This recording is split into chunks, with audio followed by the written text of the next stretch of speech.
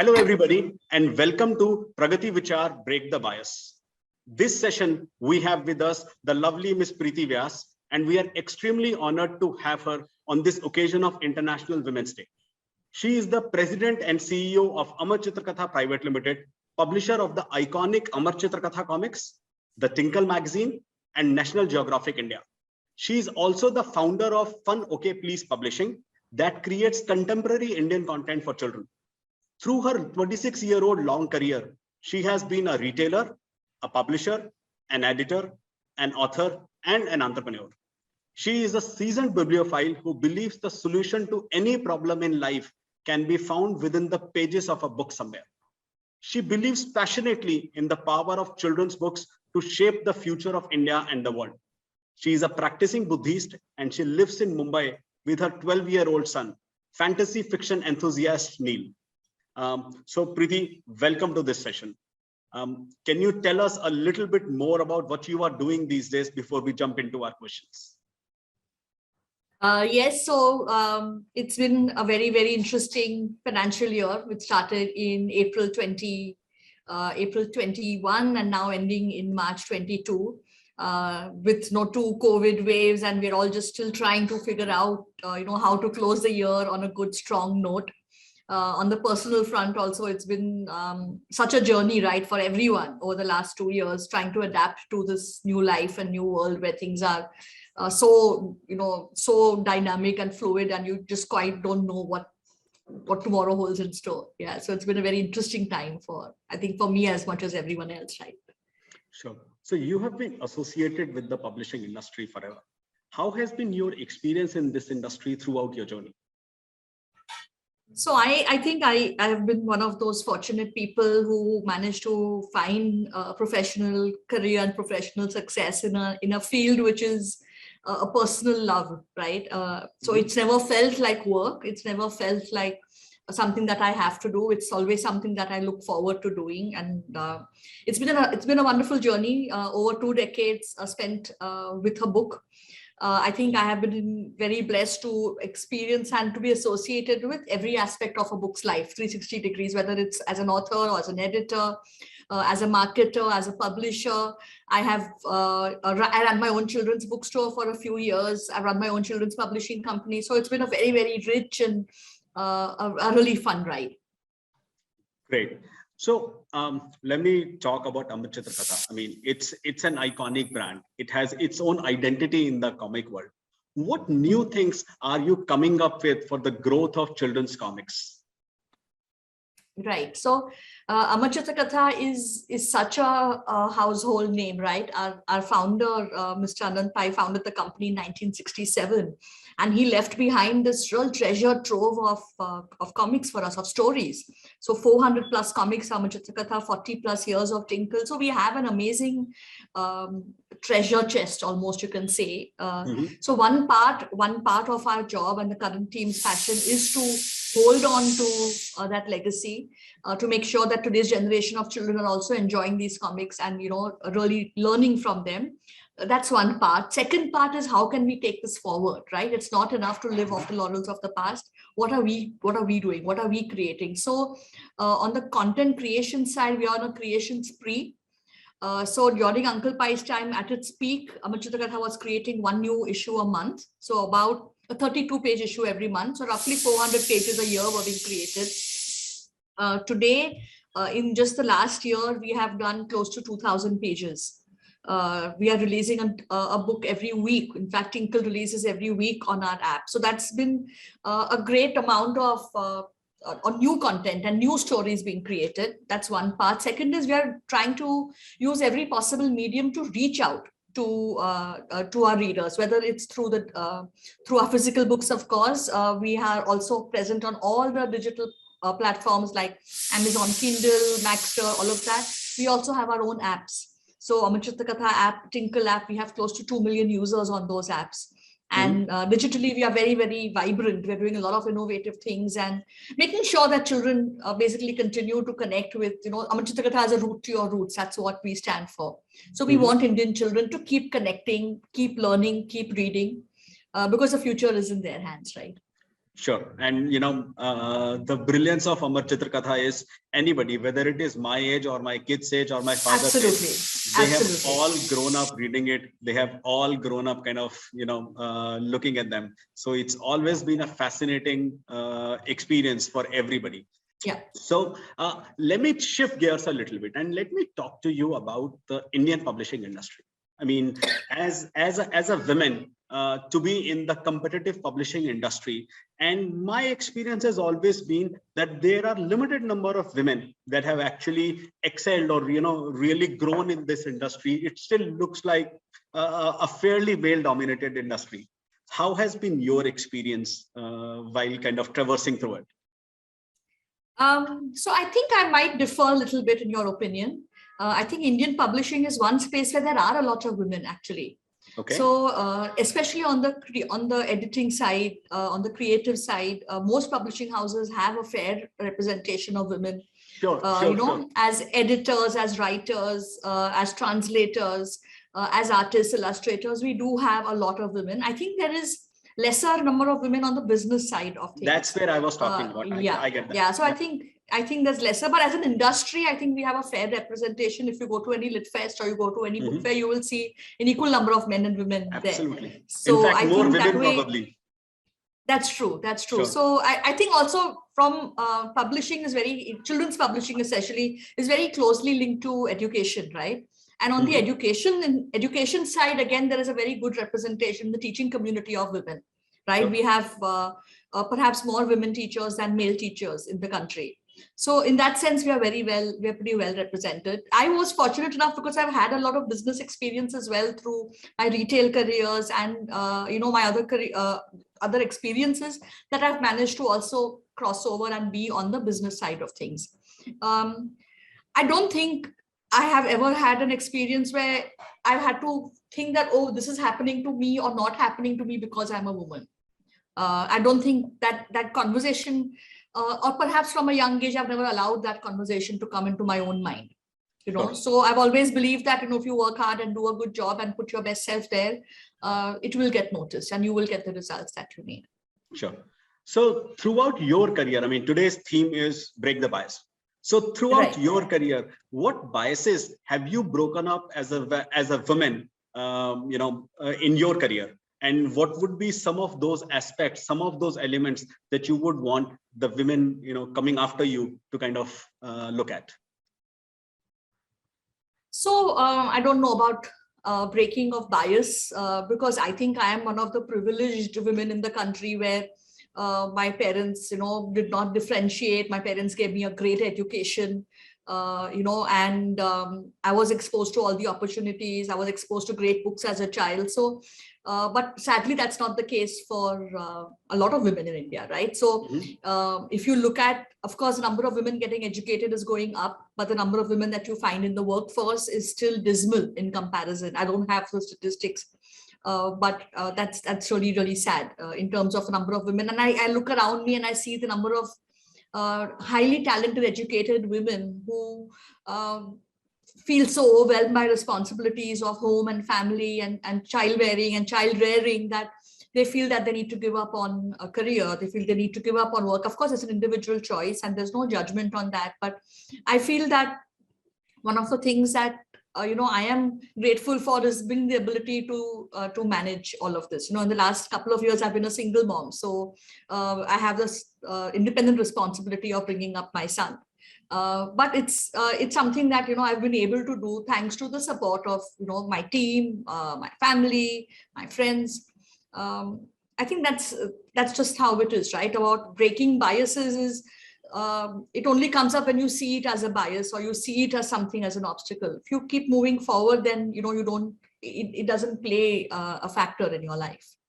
Sure. So you're saying a lot of the biases may actually inherently, if you don't look at them or if you don't consider them as biases, they may not hit your life as much. That's right. Or you'll be able to find a way to overcome it. Sure. So you will obviously encounter them, but you'll always find ways to move beyond them. Or your talent or your inherent, quality of your work will become higher or will be bigger than those problems. Sure. So Amar Chitra Katha has published a lot of work that has highlighted strong women personalities. Do you think these comics will help develop the young girls of today with a different mindset? And what would be, what thought would you leave them with?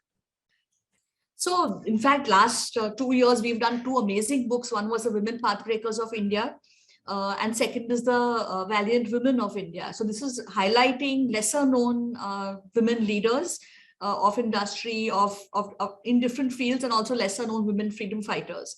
And when you read their stories, I mean, I get goosebumps when I wrote those comics, when I read those comics, because the kind of challenges that these women had to go through in comparison, we have a very easy life. If you consider a woman having to go to college, and on the way to college, people would throw shoes and slippers at her because women were not supposed to be educated. So that's the kind of struggles that our predecessors had to go through.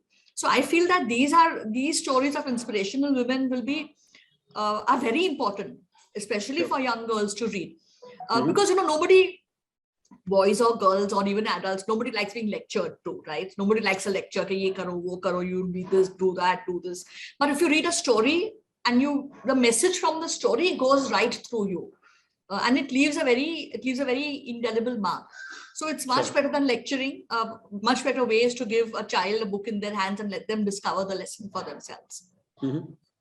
So how do you envision Amar Chitra Katha after the pandemic, and in the coming years? So Amar Chitra Katha as a company, as a brand, Amar Chitra Katha and Tinkle, both our brands, I think, are some of the most resilient brands of India. We have survived 2 or 3 wars. We've gone through a fire. We have gone through multiple, communal riots, all sorts of things in the country. And now we've gone through a pandemic, right? So it's a very, very resilient brand. I like to think that the current team, we are just the current custodians of this company. It's going to be around forever. And just like we are taking the agenda forward and taking the mission forward, 20 years from now, there'll be another group of people who will be again leading the company and taking it still further. Post-pandemic, like I mentioned earlier, we have become very, very active digitally. It's perhaps the first year that our digital revenues are going to overshoot our print revenues. Okay. So that's been a great journey for us to understand how people interact with our comics digitally, how they read digitally, whether it's on an iPad or whether it's on a tablet or even casting it on the TV screen. It's been a great learning curve, a very sharp learning curve for us. And today we are creating content, especially digitally, which is put out straight on the app. And then we might decide to print it. So printing is a second choice. But thematically, we're doing a lot of digital specials. And that's been an amazing journey as well. Sure. So a lot of the publishers specifically in the Indian space, a lot of the Indian publishers, traditional Indian publishers, they have been not so open to the acceptance of digital as a medium. They still look at digital as a secondary medium and are more scared of it versus open to collaborating or open to accepting it. What would you tell them? I mean, you as Amar Chitra Katha, I mean, a 1967 brand has completely revamped itself and accepted digital and grown so well with it. What would be some of the learnings that you would share with some of these traditional publishers who are still not looking at or not okay with accepting digital? So I think the one the clarity that we have in our mind as a company is that what is our dharma in life? What is our dharma as a publisher? What are we here for? Right? So we are storytellers. Sure. Our job is to tell stories. Our job is to create stories. Right? So original content creation is our dharma in life. We are creating this original content. Our dharma is that as many maximum number of children and people and readers in India and around the world should read this content. Right? So that's very clear. Now, how does it matter how they are reading it? Whether they want to read it physically in printed form, they want to read it digitally on a Kindle or on some other device, they want to hear it on an Audible or a Storytel, let that be the customer's choice, right? Sure. वो तो सिर्फ एक माध्यम है, it's just a channel of delivery. Sure. It's a delivery mechanism. Ultimately, your purpose now, I always joke to my team that maybe 20 years from now, there will be a way to digitally stream content from our server to the consumer's brain directly. Sure. Who knows? It's very possible. Sure. So whatever is the most efficient way, most modern, latest way of delivering that content to your reader, you should use that. Why would you shy away from it? It's not in any way threatening your existence. If your job in life is to print books, if that's what your business, yes, then you have to worry about it, because that's how your business model itself being threatened. But as creators of content, it's in fact wonderful, because digital has allowed us to create so much more content than we could. It's allowed so many more children to read our content. Today, we have about 30% of our users around the world outside India who are reading our content. Today, we have children in tribal villages and rural schools. There's one device in the library, but it's being used by so many kids, right? And the affordability of it all and the ease of it all, that on one app you have 400, 500 comics. It's wonderful. So I don't see anything wrong with it. And I would encourage that all publishers should make use of all the different highways and all the different superways possible, expressways possible. Why would you limit yourself to only one road when there are so many roads available? Sure. A lot of people believe that technology has made children lose their interest in reading. One, do you agree with that? And two, if you do agree with that, then how do you think children can be encouraged to read more? So I don't think I necessarily agree. I think technology, in fact, is creating new readers, is making access possible to a lot of reading material which was not available. Today, sitting over here, you have access to books from all over the world, children's books from all over the world, which you would not have had. At the same time, there are amazing platforms like, for example, Storyweaver by Pratham, which is a free platform, right? So where even your income level does not matter, you have access to thousands and thousands of books. So I think that technology has in fact enabled a reading revolution. But it's up to the individual parents and to encourage their children at home, right? So a few tips or a few recommendations that I could make to parents is that if you want your child to have a reading habit, then you need to have a reading habit, right? Sure. You can't be stuck on your phone, on your mobile phone the whole day and expect your child to pick up a book, right? Sure. So the same values that you hold is what the child is going to hold. They will look at you and learn from you. Right? That's one thing. Invest in different books for your child. If the child is bored of some subject or doesn't like a particular book, let them leave it. We all go to a movie sometimes and leave it halfway, right? We pay the price of a ticket, but we leave it halfway. Or we go to a restaurant and leave a dish unfinished. The same way, if a child starts a book and they don't like it, it's fine to leave it halfway. Sure. Right? So don't create pressure around reading. Make it a joyous activity. Make it a reward. And reading is such a wonderful activity. Once a child gets into it, there's no way you would get out of it. But create an environment at home that supports that reading habit. Sure. So our generation is changing very rapidly. And with the changing generation, content penetration has also changed amongst children. I'm not just talking about the acceptance of digital, but really also talking about the kind of content that children would like to read or that children are reading these days. So how do you, as Amar Chitra Katha, create content to stay relevant in that marketplace? Yeah, so this is another very, very important agenda for us. Because today's children, see, when I was growing up, we only had Amar Chitra Katha and Chanda Mama, and we had some Soviet, books which came in. We didn't have access. There wasn't any comparison point. But today's children have access to the best of what's in the world. Plus, they are watching, Disney, and they're watching Avengers. They're watching Frozen. There's stuff on Netflix. It's Indian children are in a position where they are accessing the same content which is accessed by their peers across the world. The same quality of content. Sure. So I cannot give an Indian child something which was published in 1975 and expect them to love it. Right? Sure. It has evolved. I have to make sure that our work also evolves. So if you see right from the kind of topics that we are choosing to talk about, the way we are representing them, the art styles, the language, everything is in Amar Chitra Katha today is very different from how it was in the 1970s. The core remains the same. The core language remains the same, but the way we are presenting things have changed a lot. and kids are really loving it. And that remains one of my top priorities, to keep on making sure that the content we do is relevant and is exciting for today's child. We don't want to be a nostalgia brand which is only read by people in their 40s and 50s. We want today's generation of children to enjoy. Sure. And while doing that, you still are considered as a custodian of Indian heritage values as a brand. Absolutely. How do you ensure that in today's world, you do more, or what are the kind of techniques or concepts that you are using to ensure children of today stay relevant with that? As you yourself said, that children today are watching content that is watched by their peers across the world. So, my daughter grew up watching Shin Chan, and she grew up watching Dora, and she grew up watching Ben 10. In that sense, how do you ensure that the Indian cultural heritage values and the Indian stories are communicated and they stay on top as the children look at their reading habits or what do they consume? Right. So it's very important to remain active and to remain in the world of today's children, to understand what is going on in their lives. So we are actually doing a lot of things. We have we are launching an Amar Chitra Katha Children's Council, which is made up of children who are telling us about what is it that they like, what is it that they don't like, and using their inputs to write stories.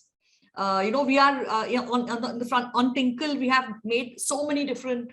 We have a character called Wing Star, who's a superhero from the Northeast, and she fights crime. She's a 6th grader who fights crime. She has all these gadgets and she does that. Our very own, Shambhu as a character who was Shikari Shambhu is now a conservationist, right? And he actually helps to save animals and to save the environment. So speaking the language of today's children, the issues that matter to them, the issues that are being talked about at school or in their environment is what is important, right? That's what is required. And making subtle changes in the way we are presenting. For example, in the older comics, there was a lot of emphasis on fair skin as a sign of beauty. Right now, in today it's not relevant anymore. Today we don't look at that lens. I don't want young girls to think that they are only beautiful if they are fair, right? So the entire way skin color is shown. So we have dark skin goddesses. We have changed the text in certain places where it was saying you're lucky you have a fair daughter-in-law, to changing it to saying you're lucky you have a wonderful daughter-in-law. Things like small changes like that, but they make a very important difference to the child's understanding of Indian culture, to respect for Indian culture. Indian folk tales, we're having a wonderful series on Indian folk tales from different parts of the country, whether it is from Ladakh or from Rajasthan, from Andaman and Nicobar Islands, from every corner of the country, we're pulling out old folk tales and retelling them in amazing ways. So these are all the different, and at the end of the day, I'd like to say that, it's not that Indian storytelling, Indian heritage, Indian culture is not at any risk. We all should be very confident about that. We have a 5,000-year-old tradition of storytelling in India. It's not going to disappear. It's not going to disappear by one Shin Chan or one Dora coming in. Let them come. It's fine. Let the child experience that also. Because our values are very, very deeply rooted. It's a very ancient and old culture, and we should have pride and confidence in that. Sure. So there's a very beautiful analogy that I had read, that all content, all stories it's either a window or a mirror, right? So it's like opening a window to a different world. So Dora is that, or Shin-chan is that. You're opening a door or a window to another world, another culture, another reality, and it's great for that. Great to know that. You also need content which is like a mirror, which is a mirror to your own identity, which is a mirror to your own past, your own roots. And a child needs both. So give them the window, give them the mirror. There is no risk. There is no threat. Let's just be very confident about who we are as Indians. Sure. Perfect. That's brilliant. As Amar Chitra Katha, what are the specific aspects that you do to ensure there is more inclusivity, so to speak, or there is, a more diverse workforce? Diverse workforce? Yes. Okay, I was only thinking about story. Now you're coming back to the organization. I'll get to that. That also is something that I really want to talk about, specifically considering the recent rebranding that M&M did, which is being talked about quite a bit across the world. But first, I want to understand as a brand, as Amar Chitra Katha, as an employer, what all do you do to kind of manage the diversity? So we have a very, very fair representation of women in our company. In fact, the Amar Chitra Katha editorial team is 100% women. The executive editor is Ms Reena Puri, who's been in the company for, I think, more than 30 years now. And she has a team of an all-women team. Tinkle editor is a gentleman called Kuriakos, but his team again he had one guy in his team, and now he also resigned. So his replacement is again another girl. So he also has an all-women team. Our National Geographic Traveler brand, again, the editor is female there as well. So on the content side, on the editorial side, we have a great representation from women. Our brand head, business head for Amar Chitra Tinkle and for National Geographic are also both women. The company is led by me. So in terms of male-female ratios, we are doing really well. We also have people from all religious backgrounds in the company, from all economic backgrounds in the company. We've never actually even I always look at who is the right candidate for the job, and that's it. Sure. Right? And that's all that matters. Sure. So there will be roles where there are more women, there will be roles where there are more men, but it is always ensuring that the right person comes in for the right job. Absolutely. And I have also in my career been in hardcore sales jobs, right? I've been the only female in an all-male sales team in my first job when I came back from Australia. And that was, I'm talking of 1997, where you don't have a mobile phone, you don't even have a computer, nothing, you're going, you have an order book in your hand and you're going from store to store taking orders. So I've done that job, right, with an all-male team. So I don't think that there's any job that a woman cannot do. Literally, there is not a single job, whether it is, there's nothing that a woman cannot do. Sure. It's only about making sure you have the right background, the right skills, the right experience to do that job. Sure, perfect. And we are running a little bit short of time, but let me still ask you your take on the rebranding of M&M and the entire discussion that is going around right now about inclusivity being introduced everywhere. I mean, whether it is looking at a female or a Black James Bond to all other areas. What's your take on that? I think it's great. I think it's high time. I think it's one is, I think it makes it very entertaining. It again breaks the, we are used to looking at things in a particular lens. I read a lot about the brain, about neuroplasticity, about how our brain functions. And this is perfect, actually. This is what helps the brain develop, which is breaking the stereotypes, breaking the patterns, creating something new.